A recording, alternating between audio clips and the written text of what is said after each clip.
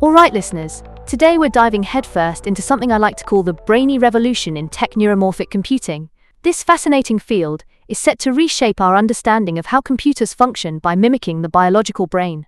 Picture a tiny silicon brain that communicates just like our own. Unlike traditional computing systems that segregate memory and processing into separate boxes, neuromorphic chips operate as integrated thinkers, acting as one cohesive unit. This could lead to mind-blowing advancements, such as real-time processing that's incredibly energy efficient. We're talking game changers for artificial intelligence and even quantum technologies. Wow, that sounds super interesting. So when you mention mimicking the biological brain, are we actually talking about brain cells? I'm really curious about how that works. Great question. The term neuromorphic actually originates from Greek, meaning nerve form. It aims to replicate how our neural systems operate. Current technologies utilize something called spiking neural networks, which simulate how neurons fire and communicate. Additionally, they employ memristors. These nifty components act like synapses. So in essence, we're giving machines the ability to recognize patterns and adapt, similar to how we learn. Think back to when you learned to ride a bike. Your brain was adjusting every single time you wobbled or fell. Neuromorphic systems can learn in a dynamic fashion similar to that. Oh wow, so it's like teaching a computer to ride a bike? Does that mean they're used terrible at first but get better with practice? That's super cool. And how does this connect to quantum technology? Are they, collaborating or competing? Right. Quantum computing attempts to tackle really complex problems.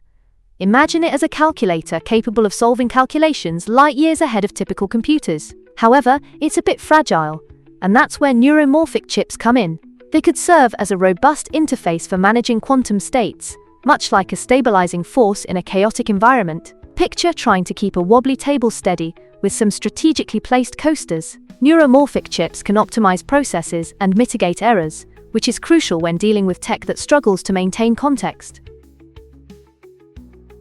Aha, that analogy of the wobbly table is fantastic. So, if these chips can handle context better, do you think they could assist in dialogue systems where conversations often, get a bit off track?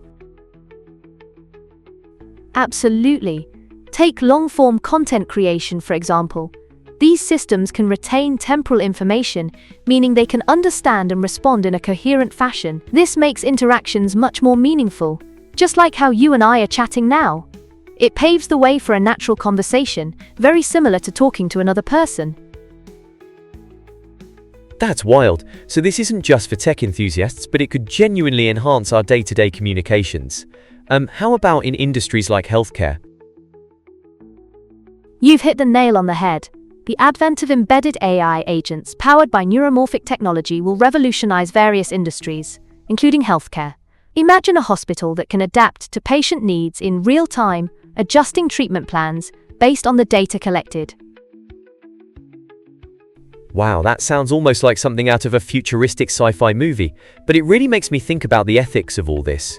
Could it lead to job losses? Or what about algorithmic bias? Yes, those are significant concerns. We need to ensure that as we push the boundaries of AI capabilities, these advancements serve human well-being and equity, rather than just commercial interests. It's essential to advocate for responsible development. How do we ensure that happens? Do you think open source initiatives will play a major role in shaping our future? Absolutely. Open source initiatives are crucial. They foster diverse perspectives and democratize access to these technologies, helping us avoid biases and ensuring a wider array of voices in the development process. The pivotal question we must ponder is whether we're constructing tools that enhance our capabilities as humans or merely creating systems that operate independently of us. That's deep. It feels like we're standing at a crossroads in technology. Navigating these waters seems tricky, but if we do it right, we could usher in a transformative era that really benefits everyone.